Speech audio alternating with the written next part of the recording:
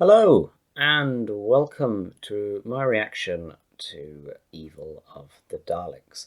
So I just finished it, having a full run through after putting it for multiple days, and my god, it was absolutely fantastic. We'll start with the animation.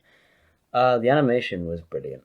At the beginning, when there's a scene where they're running after the TARDIS, and it looks really clunky, so I thought, oh god, this is going to be horrible, isn't it? But it wasn't. The animation is probably the best we've seen so far. It was really smooth. The Daleks looked fantastic in 3D, especially the Dizzy Dalek scene, which I don't really remember how they did the 2D to 3D thing. But yeah, it was fantastic. All the characters looked exactly like they should, except for Troughton in some scenes. And just overall, it was fantastically done. It felt amazing to watch, especially in Maxtable's house, as it was a fantastic set piece. There was quite a few Easter eggs in there. I don't really know off any off the top of my head, as I didn't really notice any of them. But then again, I wasn't looking for them. But it did look fantastic. You had the old grandfather clocks, the fireplace. It was all ornate, all the furniture, the laboratory with the wooden cabinet in the corner. It was amazing. But next we'll go on to the Jamie and the Doctor.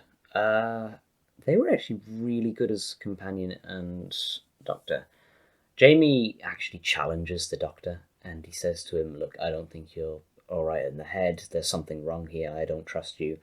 And it's good to see that it's not like their usual relationship where they're really good friends, especially in Tomb of the Cybermen, the next story, where they have little moments and it's really nice to see. But here it's so much different. It seems that they're kind of against each other a little bit, but they're still on each other's side. It's difficult for me to explain. But Jamie, especially, he's the star of the show here. He works with Camel, he works with Victoria, Camel especially, who I'll get onto later. But he just seems to get on really well with all the different characters. Molly, Camel, obviously, and Victoria, as I've said. But actually, Molly, that's one of the main ones. Molly is a really good character who probably should have been a companion instead of Victoria, and they were kind of setting it up a little bit with the cheekiness and stuff. But yeah, on to the Doctor. Troughton is at his absolute peak during this. Of course, there were some scenes with the animation where he didn't look right, and I think it's not like the Invasion, which personally I think is the best looking Troughton. It's not perfect. There's some things wrong with it. He's a bit too hunched over, and his face is a bit off, and his mannerisms are not what we usually see from live action performances from Troughton. But other than that, Troughton is definitely at his peak here. He is fantastic. When he's talking with the Emperor Dalek, confronting it, when he's pretending to be one of the Dalek factor infected people, it just goes really well. Troughton is on his absolute A game. But we mentioned Molly before, one of the side characters. Another side character was Camel. Now, Camel is, well, he can be seen as quite a bit racist with because he's a Turkish wrestler who's mute, very muscly, and a bit like Toberman from Tomb of the Cybermen, just for a different nationality. And it's not good. But if you look past all that, he's actually a really, really good character. The little scenes that he has with Jamie and Victoria, where since he doesn't speak, all of it's through the animation, which means that the animation team had literally anything that they wanted to do, they could do it with him.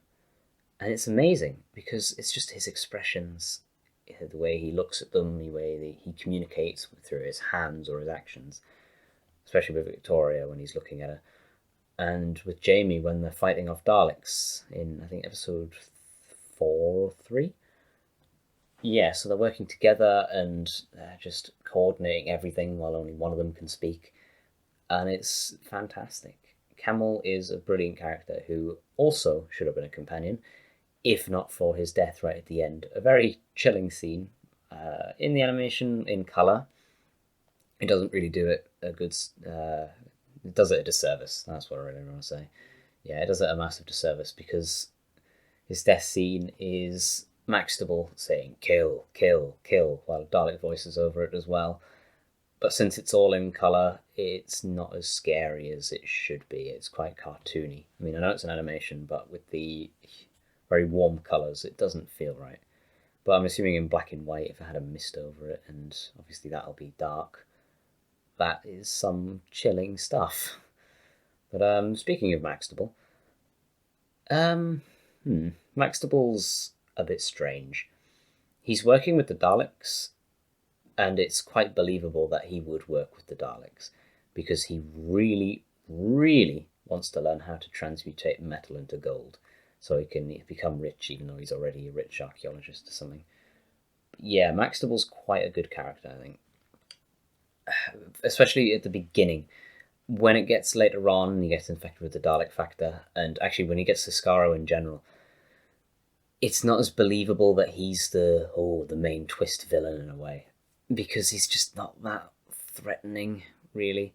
I mean, the Doctor, when he's pretending to be a Dalek factor infected being, he runs circles around him. He's just not a very convincing character when it comes to his actions and what he does. And he also goes a bit mad, which I didn't really understand, even though he's a man of science. And yes, he wanted something really badly, but surely he could see that the Daleks would not continue with their bargain. Waterfield's partner, I guess you could say, is Waterfield? No, Maxtable's partner is Waterfield, is what I'm going to say. Waterfield is really good. For episode 1 and 2, you think that he's, in a way, the villain. But of course it's revealed later that he's actually not. He's working for the Daleks out of trying to save his daughter, Victoria. And it's quite good. It's quite a nice plot thread, and of course, in the end, he does sacrifice himself so the Doctor can survive and take his daughter away, I guess, and do other things. Go on adventures, but of course he didn't know they'd go through adventures in space and time. But he's sort of under Maxtable's thumb for the whole episode, which is a massive shame. For the whole episode, for the whole story, which is a massive shame. But he does stand up for himself at the end, and eventually, well, he dies because of it. But at the beginning, when he's working in his shop, he's quite convincing. He's very good. His performance is impeccable, I guess you could say. Especially the scene where he's opening up the bookcase in the wall, and talking to the Dalek who gives the speech about how only Dalek life matters. That should be the first sign that you cannot trust the Daleks, Waterfield. But yeah, the plot. Yes, the plot. The plot is essentially right after the Faceless Ones. You have the Doctor and Jamie have just left Ben and Polly, and the TARDIS has been taken. They have to chase after it. They come across a man who's taken it. Turns out he's working for a man who owns a clock shop. They then meet up with him. Turns out that the guy that had stolen the TARDIS is now dead because he'd been murdered by a Dalek, etc., etc. Eventually, they travel back in time to the 18th century? 19th century.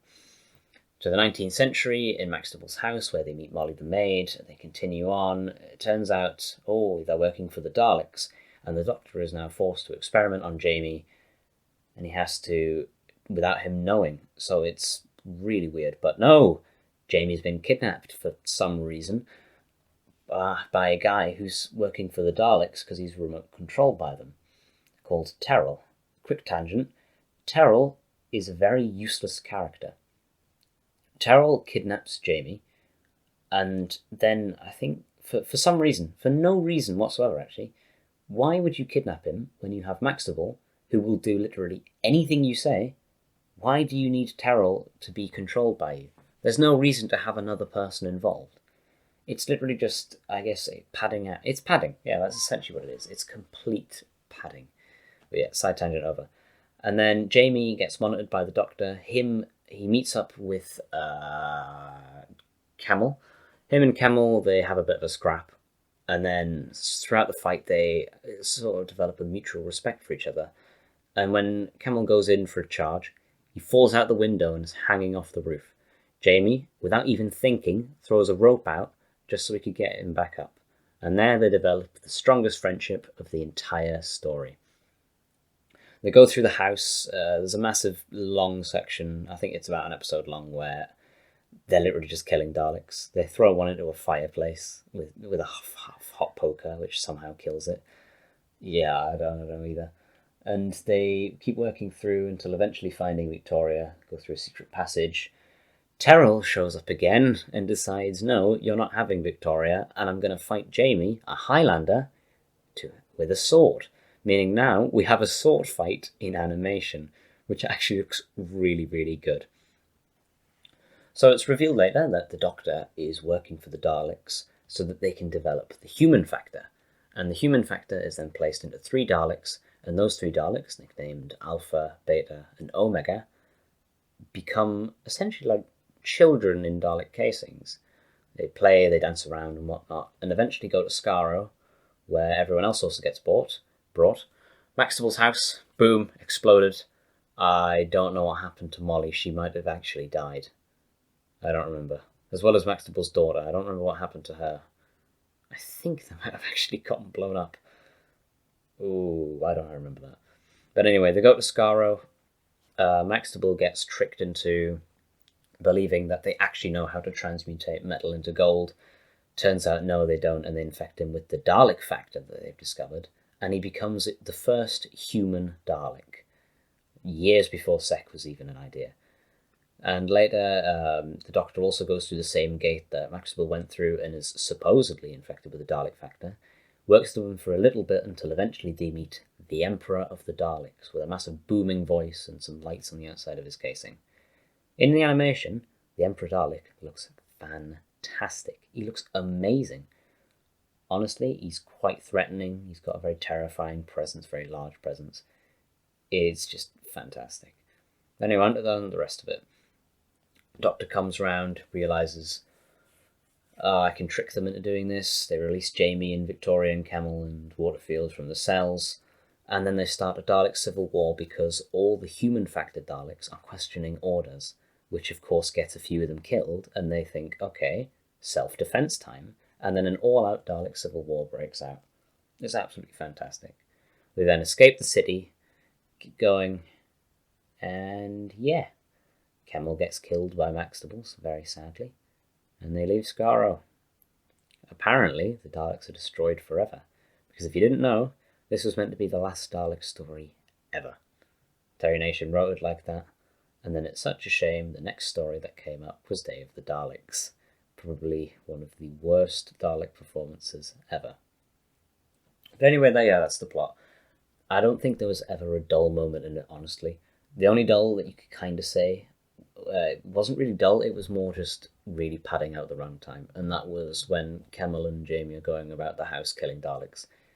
There was really no reason for it to be that long, no reason for it to be there, other than the human factor stuff, but it could have been done differently, and it was really just for padding. But other than that, I think my eyes were just glued to the screen. There was no moment where I thought, oh, well, waiting for something to happen here. No, it was just constant action, constant fun, especially in the Dizzy Dalek scene. I think that's one of my favourite. And this story, it's so quotable. So many quotes, stuff about the Daleks being the only kind of life that matters, and other things that escape me. But yeah, and also do not fight in here. Yeah, that's a really good scene where the Emperor's screaming, do not fight in here, and the civil war's just breaking out in front of him, and since he doesn't have any appendages, he's completely powerless. It's fantastic. But, speaking of the Daleks are amazing, especially with the animation work. They look fantastic. I think the standout feature is the irises, and the fact that they've changed it so the irises, like they used to, they open and shut and they squint a little bit. So the Daleks convey more emotion through animation than they did on screen, which is something that sounds a bit weird to say. But honestly, the Daleks look amazing in 3D, and I think always in 3D they look amazing.